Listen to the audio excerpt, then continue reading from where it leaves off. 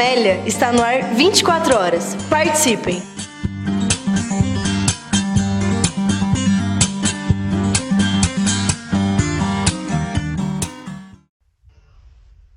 Eu vou tentar, então, fazer alguns apontamentos do texto, né, Americanismo e Fordismo, do Gramsci. Eu acho que, para início, é importante deixar claro a própria característica literária do Gramsci, né? Nós estamos falando, o Americanismo e Fordismo faz parte do volume, pelo menos do volume brasileiro, né? O volume 4 dos Cadernos do Cárcere,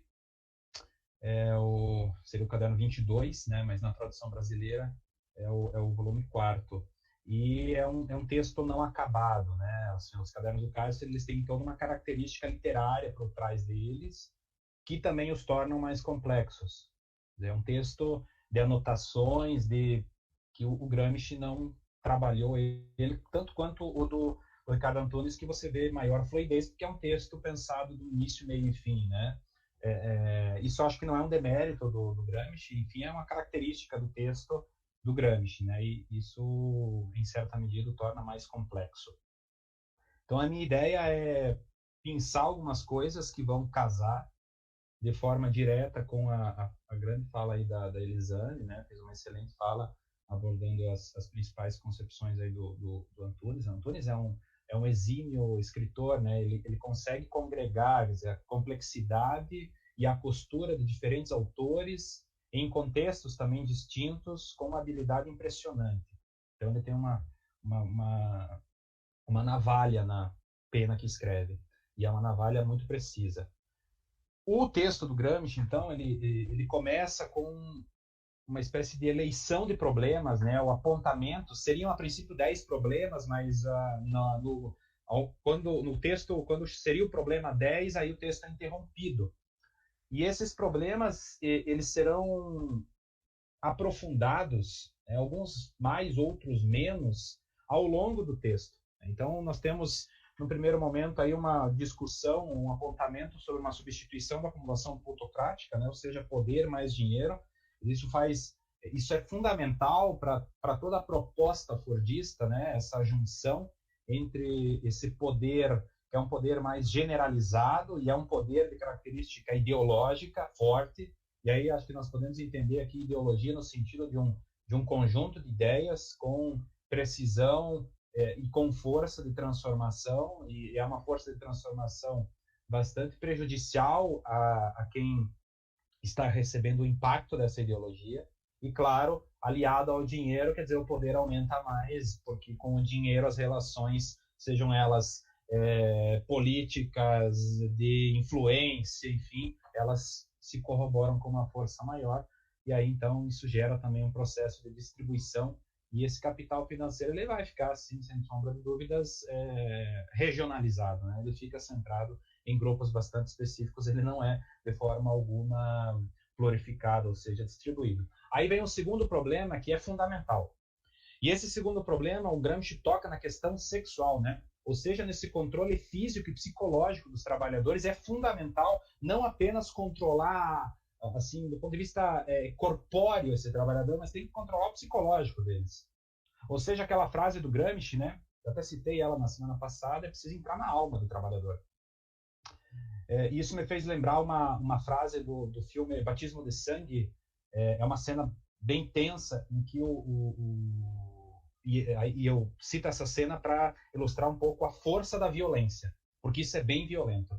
É uma cena em que o delegado Fleury, né, está diante do Frei Tito, fazendo aquelas atrocidades, as torturas horrendas, e ele diz para o Frei Tito assim, o Frei Tito está todo estrupiado, né, todo arrebentado, e ele se veste de padre para que a violência seja mais intensa contra o Frei Tito, e ele diz o seguinte: eu vou te quebrar por dentro, ou seja, eu vou me implantar como um verme, como um inseto, uma barata para consumir você por dentro. Entretanto, Gramsci mais à frente dirá que assim, esse consumo ele não pode deteriorar completamente o espírito do trabalhador.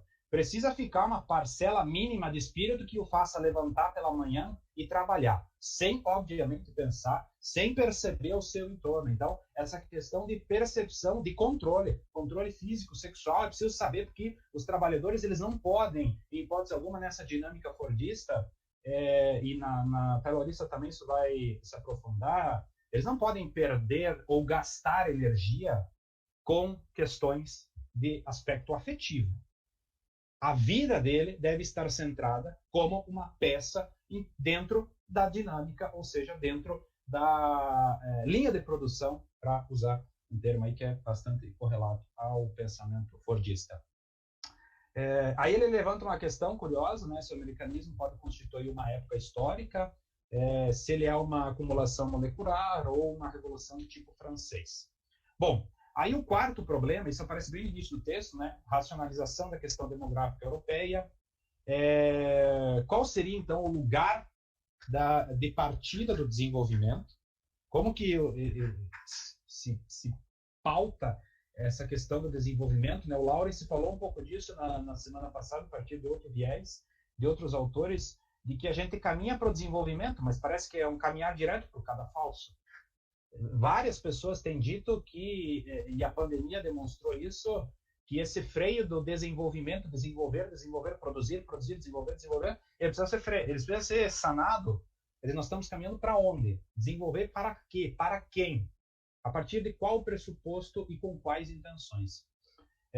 Aí também ele fala um pouco dessa questão do pagamento dos altos salários, né, da indústria fordizada e racionalizada, mas esse pagamento de altos salários, ele de forma alguma funciona como uma percepção de cuidado com os trabalhadores. Na verdade, ele é mais uma artimanha e ele fica também numa casta de trabalhadores dentro da empresa, que é um grupo bastante seleto. E que também é um grupo que, volta e meia, se vê despedido, né? Várias empresas brasileiras já passaram por esse tipo de situação, vários trabalhadores, melhor, brasileiros, passaram por esse tipo de situação, que é também um pouco a situação ocorrida na indústria americana. As pessoas tinham um certo ordenamento de vida, tinham um salário que dava lá para comprar o tênis, né? A fala da trabalhadora negra, dava para dar um mínimo de conforto aos filhos e agora não dá mais. Então só que isso é mais um aspecto dessa dinâmica racionalizada fordista que não está nem um pouco preocupada com esse trabalhador, né? Ela está mais preocupada, sim. Aliás, ela é só preocupada com o aumento do seu lucro e o seu domínio. Esse processo, então, fordista, né? Ela é uma tentativa de superar, ou seja, de evitar a queda de lucro, né? As empresas elas estão interessadas em lucro e o Fordismo vai ser uma figura determinante dentro do século XX, porque ele não vai ficar simplesmente numa dinâmica só americana, ele vai se espalhar pelo mundo todo. E ele vai se espalhar ao ponto, e aí, então, um pouco que a Elisane comentou, né, e que a gente precisa avaliar, não sei se não forcei um pouco a barra, eu acho que ele entrou dentro das escolas, e ele está dominando, determinando as escolas, e ele vai determinar certamente também as universidades, ou seja, é um descalabro e uma destruição generalizada, porque o aspecto humano, e seja escola ou universidade, são espaços de encontro e espaços de produção do quê? De questionamento, produção de conhecimento. E para a dinâmica fordista, isso é execrável. Um professor, uma professora, um pedagogo que produz conhecimento, eles são problemas ali dentro. Quer dizer, assim, não, todos têm que ser, de certa maneira, igualados para que cumpram uma função que é bastante burocratizada, né? Eu comentei com eles nisso, de que os pedagogos, a meu ver, eles não são mais, eles foram transformados em não pedagogos, porque eles têm que resolver uma dinâmica, eles têm que resolver demandas externas, demandas de burocracia, demanda de relatório, demanda de RCO. Quer dizer, e qual o momento que sobra para o pedagogo? Não pode sobrar momento para o pedagogo pensar, não pode sobrar momento para o pedagogo estudar, ler, não pode sobrar. Por quê? Porque se sobrar esse momento, quer dizer, é como deixar uma fagulha que pode ser acesa. A fagulha é o quê? Do quê? Da percepção. que ele está sendo expropriado. Então, assim, no caso dos pedagogos, acho que é bem severo dentro da escola a completude do espaço desse trabalhador e dessa função com burocracias que extenuam. O professor também é muito intenso, mas ainda as brechas existem. Não sei até quando, né? Ele também fala da psicanálise, né? Da questão da coerção moral, quer dizer, vai levantar, então, e tomar de empréstimo a psicanálise para tentar pensar um pouco esse aparelhamento e como esses indivíduos vão se conduzir dentro da sociedade. Então, a psicanálise fornece uma série de proposições interessantes para isso. Aí ele termina na eleição desses problemas falando do Rotary Club e da maçonaria, né? Reunião de poder, dinheiro e ocupação de postos estratégicos. Quer dizer, isso é bem evidente, inclusive em cidades pequenas, dos quais esses grupos têm poder, e aí é o indivíduo que vai ser vereador, ou que ele vai ter um cargo comissionado na prefeitura, que depois vai ascender para uma regional, chega até o governo estadual, chega ao governo federal, adentra o Supremo Tribunal Federal, ele adentra o Supremo Tribunal de Justiça, adentra o Supremo Tribunal Eleitoral, adentra os ministérios do governo federal, ou seja, é um jogo de nós com nós, excluindo a gente, ou seja, então, assim, é um jogo de poder e de dinheiro estratégico. Eles têm estratégia. Eles usam de uma racionalidade bastante estratégica e muito arquitetada, né? Bom, qual seria, então, digamos assim, difícil definir isso, tá? A diferenciação entre americanismo e fordismo. E eu tomei de empréstimo aqui duas definições que aparecem no dicionário gramsciano, que é um material, assim, referência, não só no Brasil, é referência no mundo, feito por grandes especialistas, né? Tem vários vídeos no YouTube, ele foi publicado pela Boitempo, eu tenho em PDF, posso repassar sem problema. E tem vários vídeos da TV Boitempo no YouTube, 12 especialistas que tiveram envolvidos na tradução dessa obra, que é uma obra gigante, são mais de 1000 páginas, abordando os conceitos, falando da presença, né, aparecimento desses conceitos ao longo da obra do Gramsci. Então é um trabalho assim bastante importante, diz lá. Então, abre aspas, o que seria esse americanismo? É uma dimensão ideológica, cultural ou ética política assumida pelo modo de produção capitalista na época contemporânea. Então, essa proposta de americanismo que não é só uma questão produtiva, ela é ideológica e cultural, então ela tem que se implementar onde? Em todos os espaços, principalmente nos espaços de formação.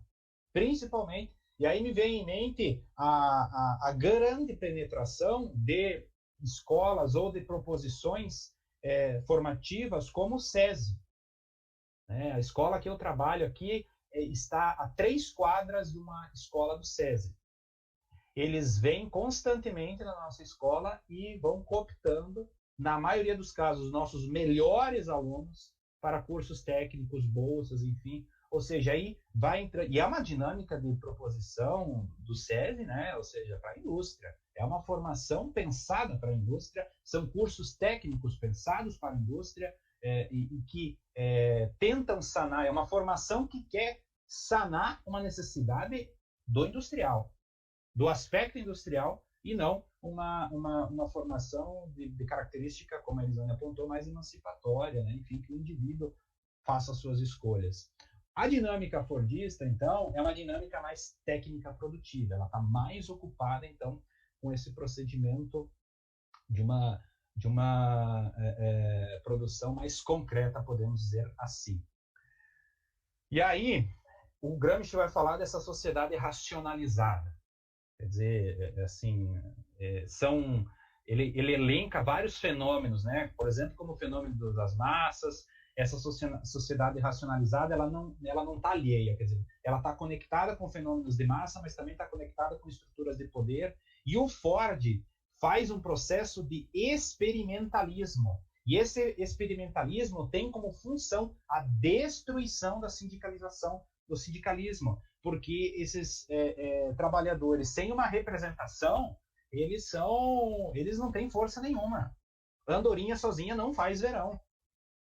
Quer dizer, então, há uma intenção muito forte de arrebentar esses sindicatos ou, por outro lado, fazê-los funcionarem a partir da dinâmica da negociata, né? Do sentar e tomar cafezinho e ser enrolado, como a gente já cansou de ver situações envolvendo, por exemplo, o nosso sindicato, né? Sendo enrolado aí pelas esferas do governo. Quer dizer, não negociar é um problema. Só negociar também seria um problema. Porque é o difícil equilíbrio em lidar com governos como os que nós tivemos aqui, por exemplo, no Paraná nos últimos anos, né? As últimas, pelo menos, 2 gestões, na qual o que o governo faz? Olha, se tentarem invadir a Assembleia, a gente muda de lugar.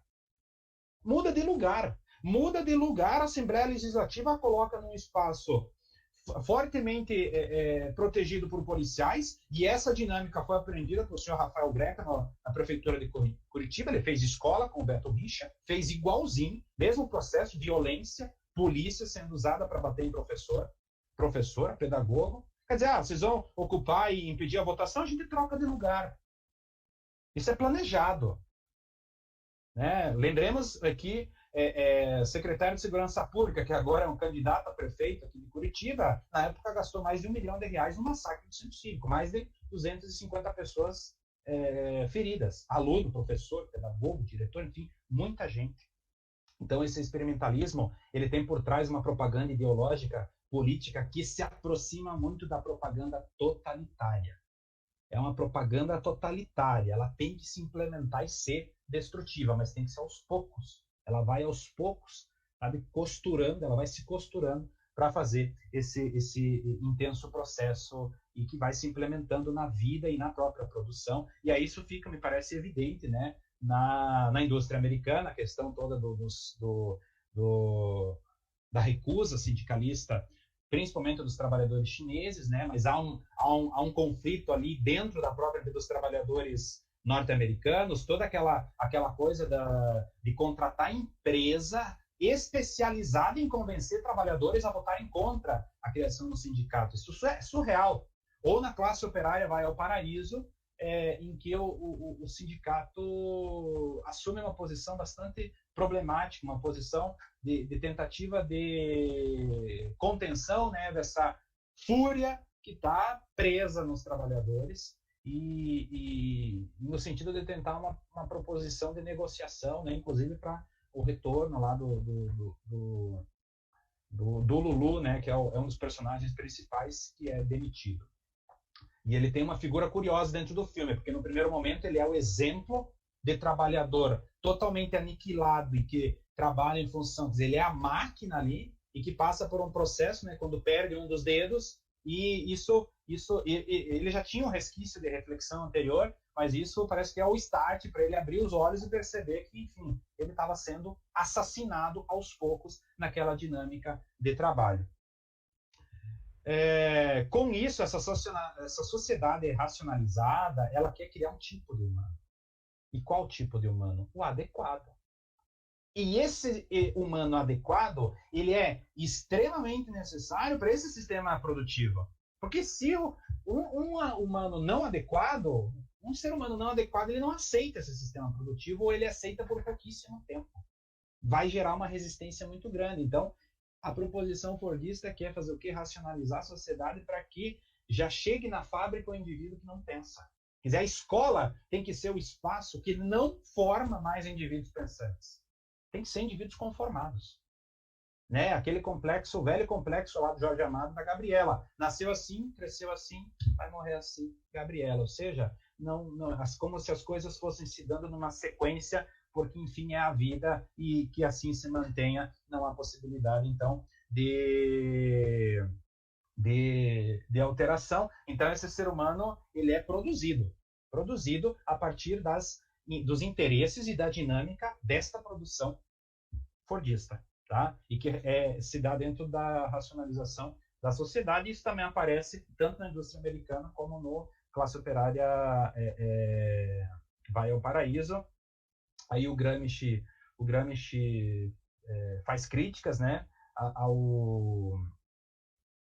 a essa transformação do sindicato em uma expressão corporativa, uma espécie de negociação, né, que aí, assim, ele pura e simplesmente estaria voltado ao debate sobre, ou a negociação sobre os direitos das profissões, mas isso também é uma faceta da própria dinâmica fordista, porque com isso se coloca de lado que o processo de formação desse trabalhador, a partir do sindicalismo, para que ele perceba o espaço que ele está inserido.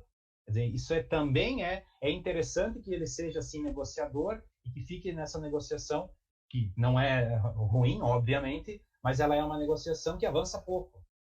É uma negociação demorada. Nós sabemos, conquista de direitos demora, é custoso. Enquanto isso, as profissões elas vão se deteriorando. Aí aparece, assim, o Gramsci ele tem uma dinâmica e uma quantidade de conceitos bastante grande, né? Não tenho condições de trabalhar todos eles, e ele cita uma quantidade de autores italianos que eu, sinceramente, nunca ouvi falar, tá?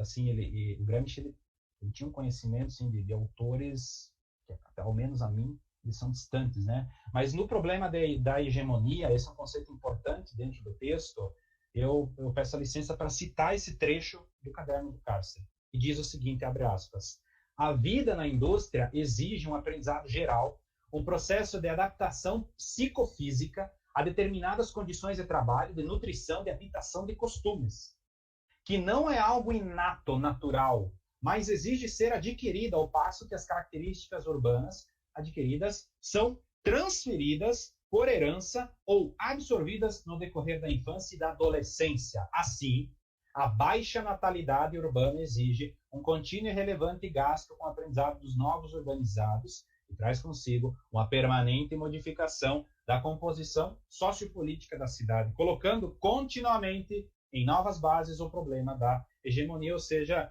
e o problema da hegemonia, o conceito de hegemonia, ele sofre variações dentro da obra do Gramsci, mas nós podemos entender ele aqui, então, como uma espécie de coraça de coerção, e ela tem do lado dos dominadores, ela tem uma dupla implicação, tem um sentido de dominação, ou seja, são aparatos coercitivos da política, mas também tem um sentido de direção, aparatos hegemônicos da sociedade civil, como escola, igreja, os partidos, os sindicatos, a imprensa, o cinema, etc. Então, esse é um pré-requisito, assim, a questão da hegemonia, ela é estratégica, tá? Para a conquista do poder. Então, essa produção capitalista e essa produção de trabalho e essa sociedade racionalizada, ela se implementa assim porque há essa couraça de coisa também, como a realidade exterior, ou seja, a cultura real, que é o americanismo. Então, a ação real, ela forma, né? A ação real, ela tem essa propriedade de formação, de alteração, de transformação, de empoderamento. Aí ele faz uma crítica ao espírito gladiador. Esse espírito gladiador, ele flatus vocis, é só sopro de voz. Por quê? Porque ele modifica, diz o Gramsci, as palavras e não as coisas. O gesto exterior e não o interior do homem. E aí, o que ocorre? Na verdade, essas modificações exteriores apenas se tornam pura e simplesmente do que? Fantoches aperfeiçoados, recortados, segundo o que? Um figurino retoricamente prefixado. E aí eu fiquei pensando numa espécie de teatro de bonecos, na qual o boneco se movimenta, mas quem está movimentando ele, na verdade, é a mão do artista. Não é o boneco. Quer dizer, é um fantoche ali, né, que está se movimentando, mas quem, na verdade, está movimentando ele é a força, é uma outra força para além dele. E que reduz a pó. Gramsci é claro, esse espírito gladiador reduz a pó. Então nós temos que trabalhar por uma ação real. Essa americanização, ela é então pautada a partir de uma estrutura social que é de livre iniciativa, lógica de competição, isso nas escolas não existe, né? Individualismo econômico, meritocracia também, isso a gente nunca viu no Brasil, né? E concentração industrial e monopólio, além da acumulação parasitária da poupança e quadros sociais fechados, né? Grandes fortunas. Esse modelo, me parece, se eu não estiver forçando demais a amizade, que é um modelo estrutural e ideológico que já ocupa, mas que quer ditar as escolas. Lógica de competição, meritocracia, né? as próprias seleções para entrada na universidade, seja para graduação ou pós-graduação. Quer dizer, você tem, então, uma estrutura que vai se implementando em todas as partes que compõem essa sociedade, e, portanto, isso também se reverbera no processo de industrialização. Então, o industrialismo ele é pautado por um estabelecimento e os sujeitos, sujeição dos instintos mais animalescos e primitivos dos homens, a normas, tudo é normatizado, colocado dentro de uma dinâmica de exatidão, de precisão, tá? Isso aparece bastante na indústria americana, na classe operária vai ao paraíso, quer dizer, tudo é milimetricamente pensado. Pensem lá na classe operária vai ao paraíso, quando está o fiscal de produção dizendo, você tem uma cena que eu achei estarrecedora, você atrasou 2 segundos. Como assim atrasou 2 segundos? Você atrasou 2 segundos. Esse é o processo de industrialização ou de industrialismo totalmente normatizado. 2 segundos você não pode atrasar, porque esses 2 segundos pertencem à produção, não pertencem à tua vida. Então, esse modo de ser, ele vai se implementando através de uma coerção brutal, é brutal. Mas, de novo, não pode ser destrutiva completamente. Essa coerção brutal tem que preservar um sopro de espírito mínimo para que esse trabalhador, então, pelo menos levante e trabalhe, sem reclamar, é claro. Então, esse método de trabalho, tá? É uma investigação íntima da vida dos operários, como eu já falei, e uma espécie de processo de inspeção constante, né? E essa inspeção constante, ela existe na indústria americana, quer dizer, várias figuras ali, né? O dono que vai inspecionar, mas ela também existe no classe operária vai ao paraíso. Então, esse novo ser humano é o novo trabalhador. Esse processo de americanismo, ele corrobora com um processo intenso de adestramento, tá? E esse adestramento faz o quê? Que os trabalhadores tenham comportamentos maquinais e automáticos. Levanta, vai para a empresa, bate o cartão, entra, trabalha, não pensa, não respira, ou, aliás, respira só para se manter com o espírito vivo para continuar produzindo. Almoça, né? Aí toda a discussão, né? Almoça com uma mão, trabalha com a outra, discussão americana, que queriam implementar no Brasil. Volta para casa, está extenuado, esgotado. Essa é a proposta. Quebrar a exigência de uma conexão psicofísica do trabalhador profissional qualificado, ou seja, cumprir sem pensar. Acabar com a necessidade de uso da inteligência. Fantasia e iniciativa do trabalhador, pedagogia burocratizada. É o que nós já falamos, então, é acabar com o uso da inteligência. A tutoria, me parece que é um desses processos. Reduzir as operações produtivas ao aspecto físico-maquinal. Tá? Por mais que o Gramsci esteja falando de fábrica e de produção de fábrica, se eu não estiver errado, eu acho que esse é um ponto para debate, me parece que essa dinâmica fabril está presente na escola e quer engolir a escola para tornar ela uma fábrica. Tá? RCO, mural do Klesman, MITES, 15 minutos e um aluno por turno, prova Paraná, e aí ainda com a pachorra surreal do secretário que diz que nós somos protagonistas. Protagonistas do quê? Protagonistas, eu tenho essa expressão, problemática, né? Retirada de estratos industriais liberais, muito precisos, né? Então, assim, protagonista do quê? Absolutamente nada, vem tudo pronto. Vem tudo pronto. O que é a BNCC e o CREP no estado do Paraná? Vem tudo dado. A gente só clica.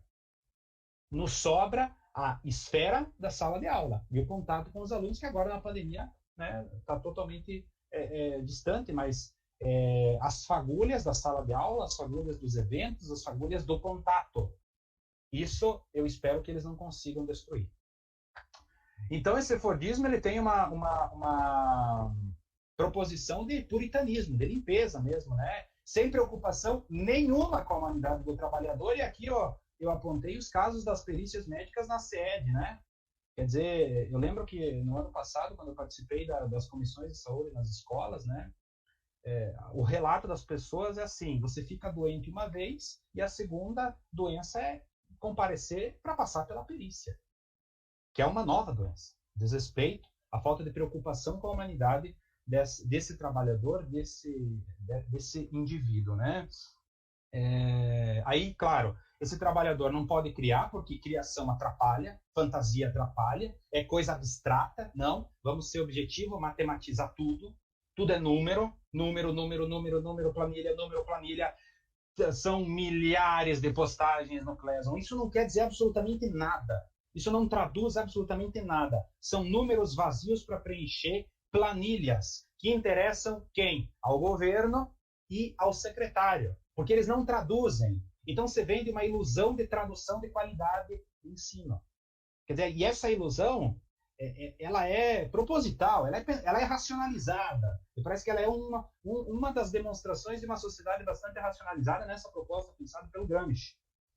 Preservação de um certo equilíbrio, né? Um externo e mecânico, psicofísico, que impede o colapso. Não pode ser colapso total, né? Senão, se colapsar, aniquilar o espírito, aí não consegue se manter ativo. É preciso preservar um pouco da atividade. Não pode ter desperdício de energia, né? O Gramsci fala, inclusive, da excitação, né? Quer dizer, o Fordismo está preocupado, inclusive, se o trabalhador, a trabalhadora busca parceiros sexuais ou não, né? Se ele está gastando energia física com isso ou não. Isso fica evidente dentro da classe operária Vai ao Paraíso. Né? O Lulu lá, que ele tem o apetite sexual dele destruído. Ele não tem mais relação nenhuma sexual com a esposa e assim, é um problema e também é toda uma questão, quando ele está na produção, ele fica pensando e se concentrando, né? Ele fala que se concentra numa bunda gigantesca, como assim, ele não pensa no que ele está fazendo, ele fica concentrado nessa imagem que ele cria, ele fabula essa imagem, aí ele produz, porque também é uma forma encontrada aí para denunciar o processo que está inserido e também não pensar sobre o processo que ele está inserido, né? Bom, aí no final do texto vai aparecer o Taylorismo, né, que é essa dinâmica, podemos dizer assim, bem engenheira da coisa, né? Uma dinâmica bem engenhocada desse trabalho manual e desse conteúdo humano do trabalho. Então, essa diferenciação e essa percepção, ela precisa ser aniquilada dos trabalhadores, né? E aí eu termino com essa citação. Do mesmo modo como caminhamos sem necessidade de refletir sobre todos os movimentos necessários para mover sincronizadamente todas as partes do corpo, assim também ocorreu e continuará a ocorrer na indústria com relações aos gestos fundamentais do ofício. Os industriais norte-americanos compreenderam muito bem esta dialética presente nos novos métodos industriais. Creio que era isso, professor Geraldo. Tive que correr um pouco para dar conta. Não, mas excelente, viu? Vocês fizeram uma síntese muito boa, maravilhosa. Acho que trataram assim, da totalidade dos textos, das questões fundamentais. Como eu tive acesso aos slides antes, então já tinha tido essa impressão. E a fala de vocês conseguiu dar uma organicidade muito boa e com muita clareza e profundidade também, né? Do ponto de vista conceitual. Eu acho bem interessante porque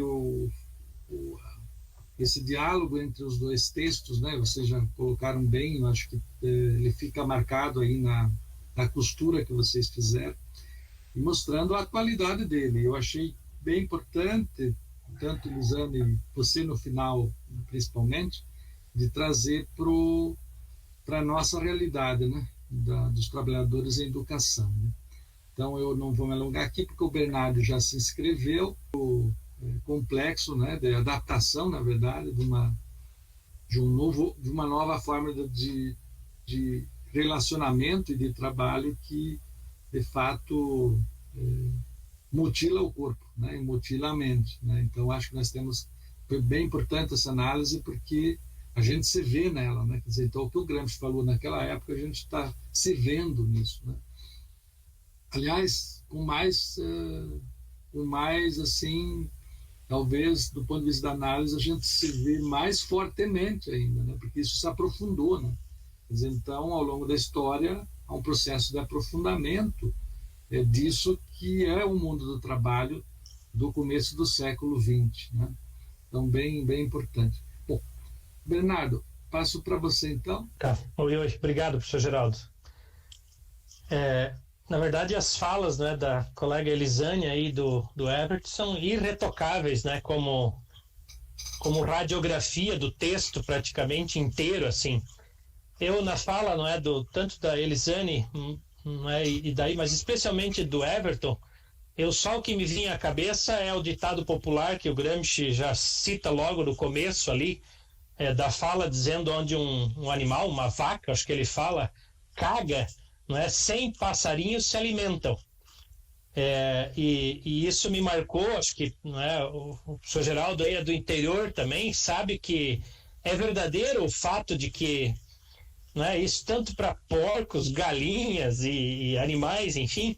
E daí eu achei a metáfora muito adequada e eu queria trazer apenas um elemento aqui factual, que eu acho que a analogia, não é, com a frase popular, aí o ditado popular que o Gramsci usa, não é, na fala do Everton, ele foi aí citando, e eu acho que muito bem aquilo que a gente já tem conversado, nesse sentido de que parece que no tempo, e especialmente isso, acho que a gente também já comentou aqui, especialmente na pandemia, o processo não é, da dificuldade, não é, de operação dos sindicatos, eles foram também, eles apareceram mais, mas o distanciamento do trabalhador, que eu acho assim que o Gramsci se assustaria e muito ver que 100 anos depois nós perdemos o sindicato como referência, não é, de representação nossa e de organização nossa do trabalhador. E o que eu queria dizer, não é, com a analogia ali, o ditado popular do Gramsci é assim, veja, o que eu tenho percebido, daí é o elemento factual, tanto da APP aqui que o Everson citou, não é, e também fazendo a autocrítica, não é, que faço parte aí, quanto, não é, do ensino superior também que o Everton, não é, acabou citando aí. Veja, o sindicato só vale alguma coisa a partir do momento que não tem mais uma merda que ofereça alguma comida, alguma qualidade. E me explico, para não ficar só no palavrão aí de baixo calão. Veja, nós aí, a partir da reforma 2017, na reforma trabalhista, novembro, agora a gente está indo para o segundo ano, não é, terceiro ano, na verdade, não é, da reforma 18, 19, 20, terceiro ano, o distanciamento dos professores, porque até antes havia lá a obrigatoriedade, através da contribuição sindical, onde compulsoriamente todos os trabalhadores, isso estou falando agora da iniciativa privada, ensino superior, entregavam um dia de trabalho, 360 avos, não é? Para o sindicato, que era uma forma de financiamento da luta. Não temos mais isto. Não é? Nós estamos morrendo à míngua e vejo também que a APP, aí nós já falamos aqui anunciadamente que a CUT trabalha com entre 10% e 20% do orçamento que tinha antes da reforma. Então veja a quebra, não é, da organização, do dinheiro para se organizar, um sindicato sem dinheiro. Acho que um pouco a dificuldade, não é, que a APP tem, porque também tem encontrado, não é, a desfiliação, porque nós estamos há 5 anos praticamente sem reposição salarial, muita gente se desfiliando, porque é verdadeiro o fato que 25, 30, 45 para professor faz diferença no final do mês para quem ganha 1.000 e poucos reais. Mas eu queria, não é, o elemento aqui factual é dizer assim, veja, agora, acho que todo mundo está a par, já comentei aqui também nas nossas reuniões, as faculdades estão sendo vendidas, incorporadas, enfim, outras estão sendo compradas por grandes grupos, quando a gente viu, não é, na Curitiba, Unicuritiba, Positivo, enfim, sendo aí compradas, e outras que a gente nem sabe, mas estão sendo, não é, estão em processo. Assim que a professora do ensino superior é mandada embora, e aí é que é a metáfora, né? Quer dizer, a merda do animal, e me parece, se eu não entendi errado ali o ditado popular, é isso que o Gramsci está dizendo, não é? O acúmulo de riqueza, de terras, não é? E ele está historicizando lá em 1600, 700, enfim, chegando ao século aí 19 e 20 já, está dizendo que o acúmulo, a concentração de riqueza é tão grande que em volta, não é, de uma pessoa que tem bastante dinheiro, seja o empresário, o dono da faculdade, o dono do colégio particular, não é?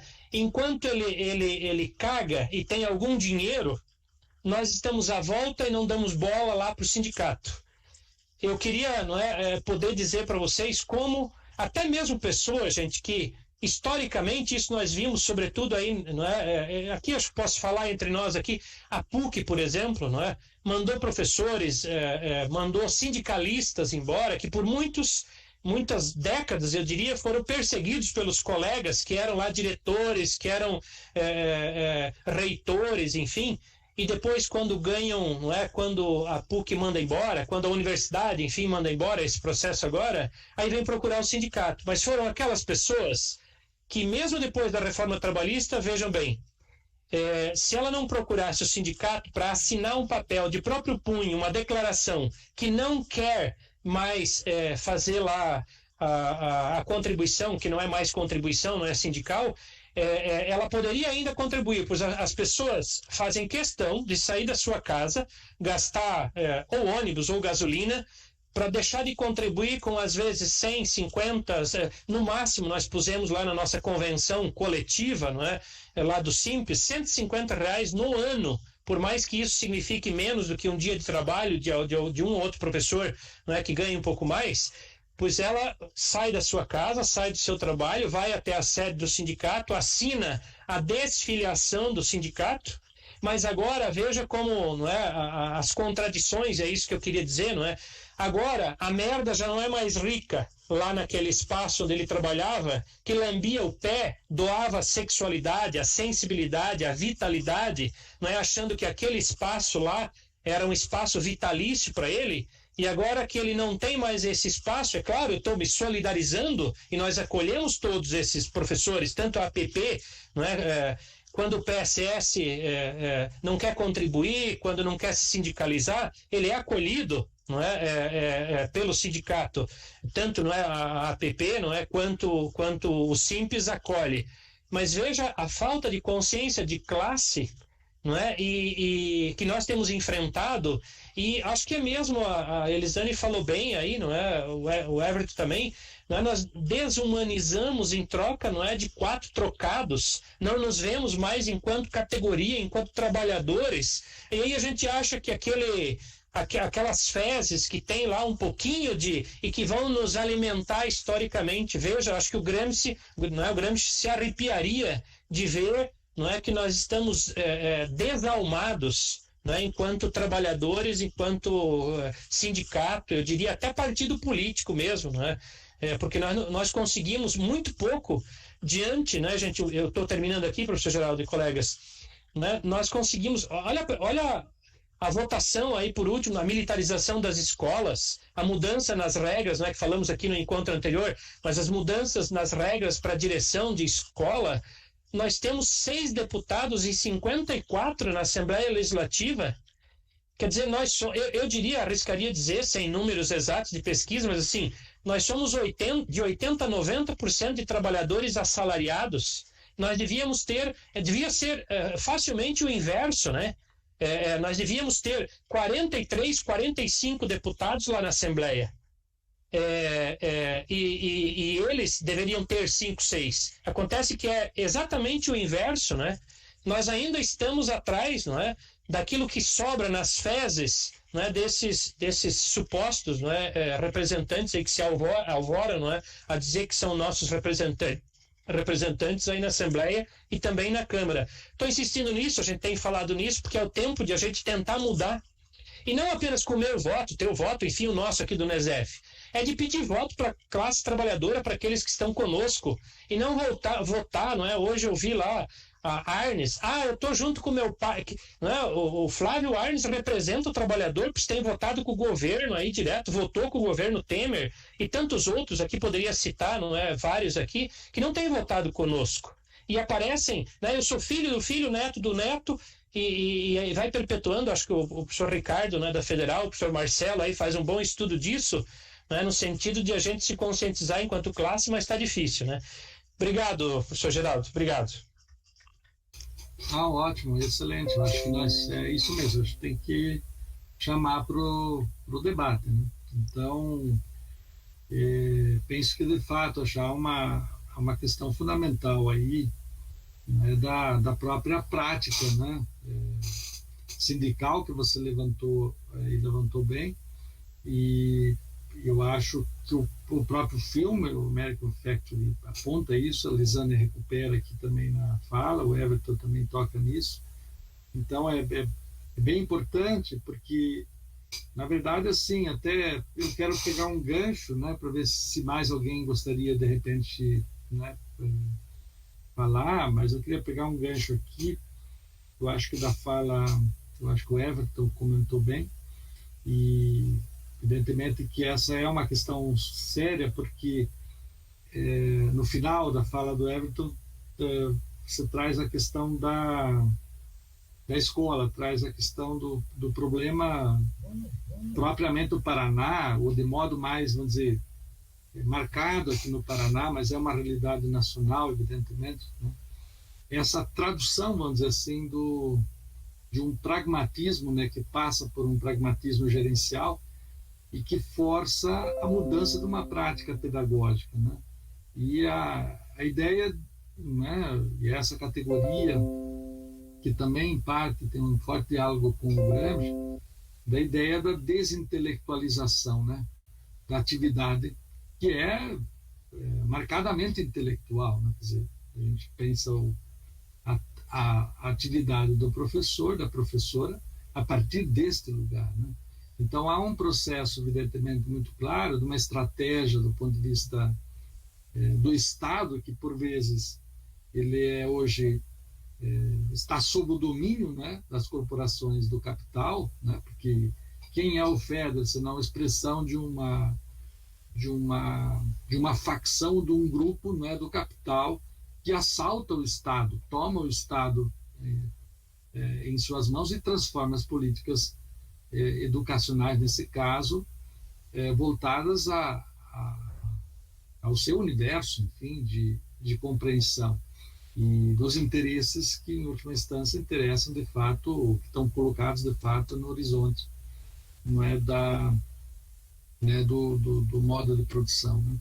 Então, é bem importante. Veja, eu lembrei até que o FHC, no passado, né, quando você comentou das universidades, né, e mesmo se você olhar os processos de avaliação, e bem lembrados, os processos de avaliação de larga escala, em grande medida, são expressão, né, disso, inclusive, né? Em última instância, o esforço de você, né, subindo e ter uma nota melhor no IDEB, ter uma nota melhor nisso, uma nota melhor naquilo, tem a ver com o processo de financiamento da educação, tem a ver com um conjunto de elementos, né, que são amarrados nessa visão gerencialista, né? Eu lembro, na época, o FHC trazia no seu universo, vamos dizer assim, de projetos, né, via MEC, e tentou implantar, isso não deu muito certo.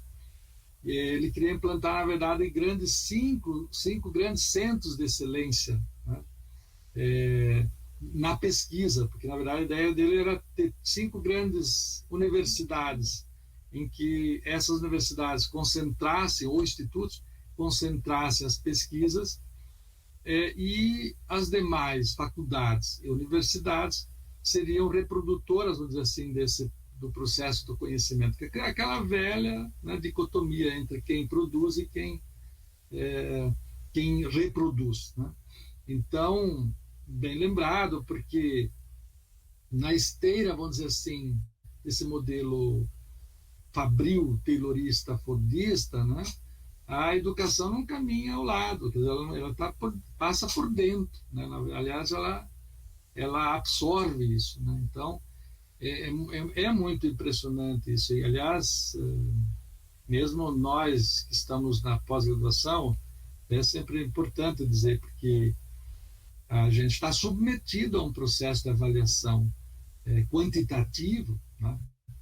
Então, veja, temos que ler dialeticamente isso, mas temos que perceber que, no fundo, o jogo, vamos dizer assim, do sistema, ele é muito perverso, né? Porque se você não entra na lógica da produtividade, mesmo essa, né, que a CAPES impõe, você não mantém os programas em movimento, você não forma mestres nem doutores, né? Mas é claro, hoje também a pergunta que fica é que no setor de humanas e de educação nós temos em torno de 25% de doutores em situação de precarização no trabalho, quer dizer, estão na uberização, né? Quer dizer, pegam uma consultoria aqui, outra ali, né? Dá uma aulinha aqui, outra ali, né? Se presta a desgraça, né? desses institutos que, em última instância, faz educação, dizem que faz educação à distância, então você vai lá, grava algumas aulas, monta um material didático que eles usam ad infinitum, né? Exploram ao extremo. Então, de fato, o setor de educação, quer dizer, nós trabalhadoras em educação, há um impacto muito direto, né? Ele é muito marcado, né? Muito presente. E o mais impressionante é que a gente não tem, de fato, instrumentos de resistência à altura para romper, né? E aí a complexidade, né, de todo o processo, né? Quer dizer, então acho que o Gramsci fez uma leitura, porque a questão do americanismo, acho que a questão justamente da ideologia, do processo ideológico cultural, né? E do outro lado, né, o Fordismo, né, e Taylorismo, porque no fundo se casam ali nesse sentido da produtividade industrial, do resultado da produção, aí como dimensão técnica, né, enfim, em termos de produção, de fato é uma composição perfeita do ponto de vista do ideário, não é da própria burguesia, né, do processo de estruturação, vamos dizer assim, do capital, né? Então, bem importante. Eu queria aqui fazer uma provocação, eu sei que eu até havia provocado ali no chat, né? Mas eu sei que o Marcelo Marcelino, conhece, talvez a Elisane levantou uma questão, né, da China, né? Porque nós sempre temos um problema de compreender, né, o modelo chinês, quer dizer, dentro desse processo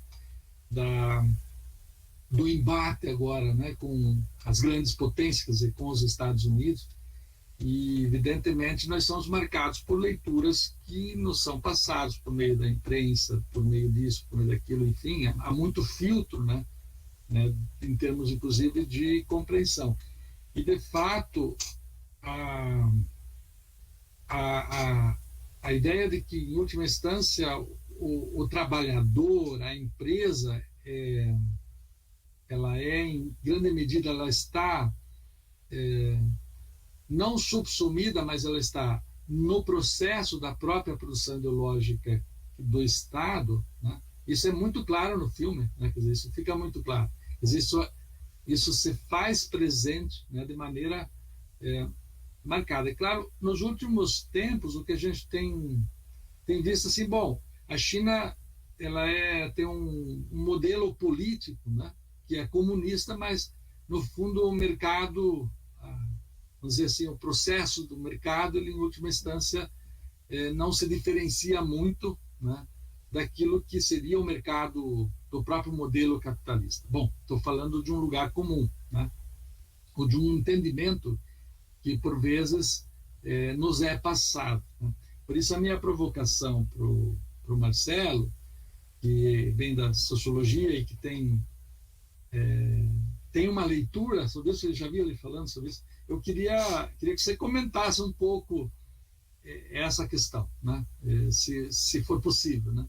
Então, só para enriquecer aqui o debate, porque isso é curioso, porque é uma problemática que aparece no American Factory, é uma problemática que está posta no horizonte, né, da luta, vamos dizer assim, dos modelos, vamos dizer, de produção hoje.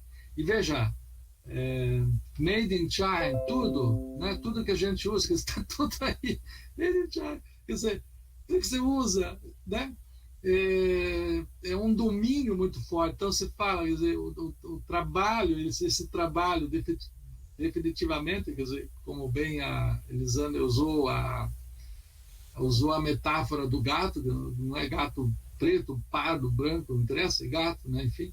Senão eu vou passando daí para a Elisane e para o Everton, se quiserem fazer um fechamento, porque eu achei muito, assim, muito profundo, assim, a forma como vocês trataram conceitualmente. Eu acho que deram, para quem leu pela primeira vez o Gramsci, seria bom reler, né, esse texto. Acho que o Everton dá as chaves, né? Eu acho bem importante. E a Elisane dá as chaves a partir do Ricardo Antunes, mas vai muito para além, né? Quer dizer, fazendo ligações aí em relação até a sua pesquisa com os autores, com o Marcuse, o Adorno, enfim, bem importante, né? Porque é um pouco isso que a gente aqui, enfim, temos aprendido a fazer. E eu fiquei muitíssimo feliz, assim, com o modo como vocês dois conduziram aí a leitura e a compreensão dos textos, né? Vale ressaltar que nós já temos essa experiência acumulada ao longo dos anos, né? E mantemos essa toada, eu acho bem importante. Legal, porque o Everton, pela primeira vez, assim, mais de modo sistemático, participa, né, de uma sessão do Unicef com fala e tudo mais. E há tempos que eu venho provocando, muito embora a gente há muito tempo vem, né, trabalhando juntos, né? Quer dizer, de uma maneira, né, um pouco diferente, mas assim, eu fui na escola, ele foi meu aluno no passado, lá na graduação, enfim, e fico muito feliz. E tem um excelente trabalho, muito engajado, muito fortemente engajado na escola, né, que eu tive a satisfação de conhecer mais recentemente, via o Cineclube e também com o acolhimento dos estagiários, né, e da Elisane eu não preciso falar, porque já é pública, né? A Elisane já é uma figurinha, né, bem conhecida historicamente, né, até pela trajetória né, que já tem no Estado ao longo dos anos. E ela, eu acho bem importante frisar isso, porque qualifica, não é, a função prática e intelectual dos pedagogos, que a gente tem que dizer que tem que ser mantida, quer dizer, e é um pouco o nosso horizonte, né, como professores. Eu acho que tem um debate para frente, eu acho muito, assim, ligado a esse que nós fizemos hoje, que é pensar a função, né, a gente pensar criticamente, aprofundar criticamente essa função do lugar, não é, do trabalho, quer dizer, o que é esse trabalho intelectual do professor, né? E talvez retomar um pouco aquilo que é tão caro. Eu acho que a PP Independente e outros espaços do sindicato, mesmo da própria PP, têm investido, que é a produção docente, né? Eu acho que o fato de você não desistir da ideia de que o professor e a professora são efetivamente, não podem ser reprodutores de conhecimento, cadastradores de conteúdos, de datas, fatos e, enfim, esquemas, coisas assim. Não, a gente tem que resistir a essa condição, né? Porque quando a gente se entrega, enfim, deixa com que isso venha a acontecer, de fato, o sequestro não é só subjetivo, ele é material também, é o que nós estamos dentro, né? Há um sequestro subjetivo, mas ele é, sobretudo, material, porque é um pouco essa estratégia, né? A ideologia, né? Você precisa ter ideologia, o americanismo ele precisa funcionar para que também se possa impor um modelo fordista, né, técnico, quer dizer, então uma coisa não está desconectada da outra. Eu acho que foi essa a grande jogada do texto do Gramsci, né, que ele consegue mostrar essa articulação, vamos dizer assim, ela é muito forte, né? Então, bem importante, né? E parabéns aí pela fala de vocês, e eu acho que foi muito bom. Eu acho que é isso, então, se ninguém mais está inscrito, se Everton e Elisane quiserem fechar, sempre fica com vocês. Aliás, que é um outro exercício que a gente vem fazendo, né? Fazendo no sentido assim de que, primeiro, esse programa que a gente está desenvolvendo aqui, nós produzimos conjuntamente, nós escolhemos os filmes juntos, escolhemos os textos juntos, Então, é um exercício de trabalho coletivo que não é tão simples assim, mas está funcionando bem. Bom, Elisane, eu vou ter que só atender. Enquanto você fala, eu vou atender a campainha ali, que tem alguém. Tem essas coisas. Então, eu vou só fazer uma reflexão final com base na fala do Everton. Para mim, a fala do Everton foi terapêutica. E a do Geraldo e do Bernardo também, quando coloca essa questão que nós estamos desalmados. E para mim, essa sessão foi terapêutica para a gente chegar no dia 28. E dia 28, todos nós do estado do Paraná estaremos 8 horas no Meet de formação, tristemente mediado pelo que a CED vem chamando de equipe de gestão. Queria muito chamar a atenção por esse nome, ele é extremamente ideológico, chamando de equipe de gestão todos os pedagogos e direção. Isso é ideológico, porque gestão são os conselhos escolares, são as APMFs, são os grêmios, que são segmentos de gestão ou instâncias de gestão, que são instâncias colegiadas. A CED não se refere mais a essas instâncias. Ela diz que equipe de gestão somos nós, pedagogos e diretores. Isso é perverso, ideológico, isso suprime da escola seu caráter democrático. Totalmente democrático, porque centraliza na figura da direção e tira o pedagogo da condição de categoria, isso é intencional também, e nos coloca como gestão, sendo que gestão são todos e nós somos categorias, porque eu sou professora Elisane, eu não sou pedagoga Elisane, meu concurso é de professora, eu tenho o mesmo sindicato, eu sou categoria, eu sou professora, mas a CED me tira da condição de professora, me coloca na condição de gestora, e com isso suprime o papel da gestão democrática, que é pelas instâncias colegiadas. Vocês vão ouvir muito essa fala no dia 28, queria muito chamar a atenção para ela, e dizer que isso nos coloca numa situação desalmada. Por que desalmada? E aí eu acho que é o meu momento de catarse final. Porque nós estamos em depressão, porque nós estamos desalmados, porque tanto vocês, professores, como nós, professores, estamos estranhados com relação ao nosso papel. Estamos objetificados e não objetivados, como eu chamo a atenção para essa diferença. Há um estranhamento quando eu tenho que viabilizar um debate horrível que a CED está propondo para fazer, e nós não nos pertencemos nesse debate, nós não nos pertencemos nesse número.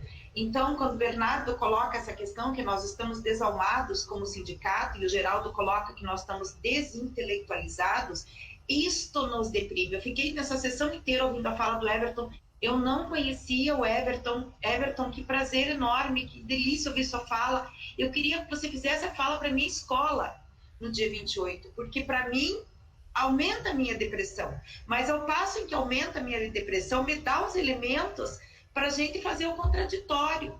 É claro que a gente está em depressão porque nós estamos desalmados, nós estamos desintelectualizados, nós estamos estranhados, existe o estranhamento do nosso papel. Eu não me vejo como pedagoga mais. Isso o Geraldo sabe que para mim é suprimir. A Valéria, o Wilson que estão aqui sabem que eu não consigo pensar esse cotidiano da Heller senão na praxeologia. E em que momento que a gente vai, diante dessas proposições absolutamente estranhadas a nós, exercer essa praxeologia, exercer esse cotidiano pensado, exercer aquilo que a gente é.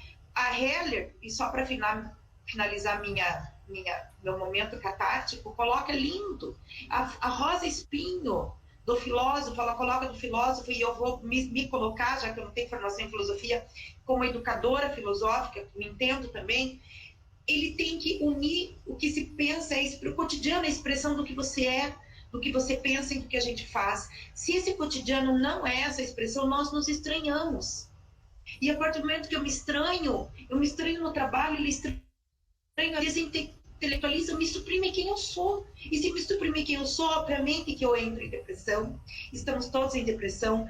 Para mim, essa sessão foi catártica, mas eu hoje me afundo, como sempre, o Geraldo sabe que eu me afundo, depois eu volto para o dia 28, voltar afiada. Eu queria muito Everton fazendo essa fala comigo, para dizer, me ajudem como pedagoga, porque eu coloco como pedagoga, não, Elisane, fui colocada numa condição que eu não sou, que é de gestão.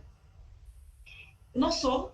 Eu nunca quis ser gestão, eu sou pedagoga, eu sou professora, nos suprimiu dos professores e vai nos colocar numa condição estranhada. É preciso que cada um de nós que estamos aqui, que somos da educação do Paraná, do Estado, nos ajude a fazer esse contraditório para que a gente juntos possa não mais se estranhar, não mais nos desalmarmos. Eu tenho um coletivo de professores agora no Júlia Vanderlei que eu estou absolutamente feliz, que não me vê como gestão, que me vê como colega.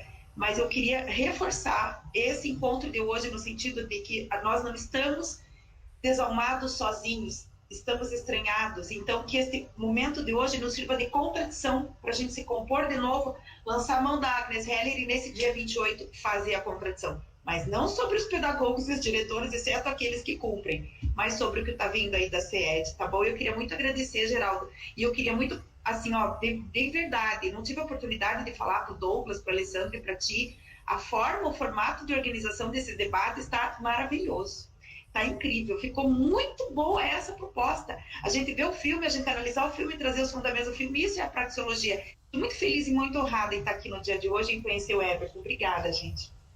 Legal. Então, é porque pensamos juntos, por isso que o formato funciona, não veio de cima para baixo, foi pensado com todo mundo, isso é fantástico. Excelente, obrigado, Elisane. Everton, você queria falar alguma coisa ainda, fechar, ou não?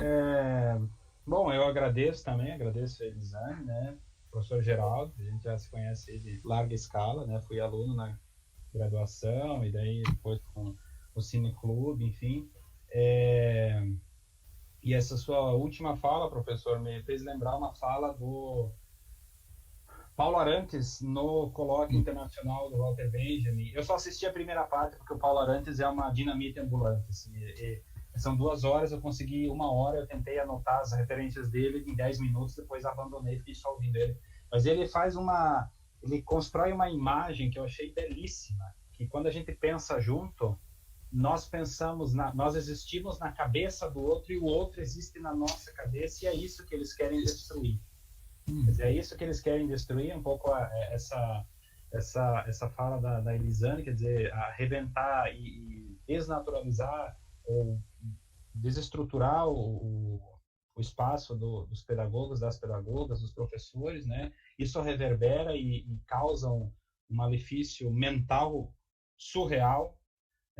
Assim, os últimos dados da revista Escola falam que cresceu de 15 vezes o aumento de suicídios de professores. Então, assim, é bem complicado.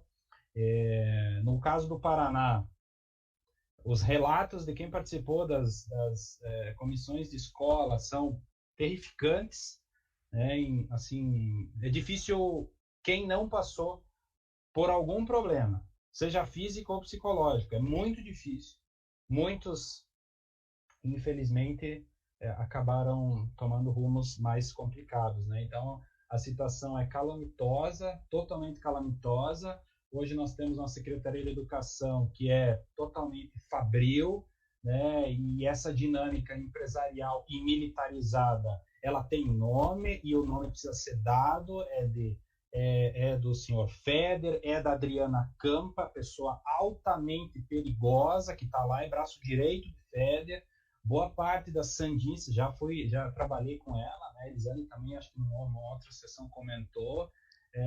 Assim, ele está munido das pessoas ideais para fazer as coisas que ele quer fazer, e não é perversidade, é racionalidade. Os caras estão pensando na racionalidade destrutiva e que vai minando, né? Então, eu acho que esse momento é um momento quer dizer, essas sessões também por um lado, elas tratarem de coisas bastante tensas e que geram um sentimento depressivo, é um pouco colocar para fora, né? E pensar, enfim, refletir. É o que nos resta, em certa medida, no momento, né?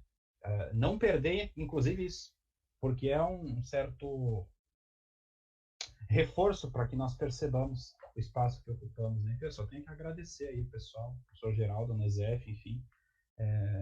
Obrigado aí, valeu, foi excelente. Ótimo, excelente. Dizemos nós, ouvi-los foi muito bom.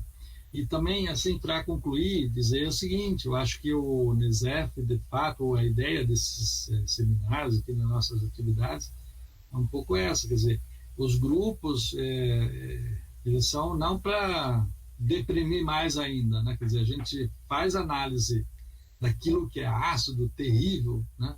Para as nossas existências, né? Que estão postas, né, no horizonte, das dificuldades, né? De se mover nesse mundo, né? Que nos coloca em condições totalmente desfavoráveis, mas eu penso que a ideia é um pouco essa. Quando o Everton comentou do Paulo Arantes, que vale a pena, apesar de que de fato são 2 horas, eu vi todo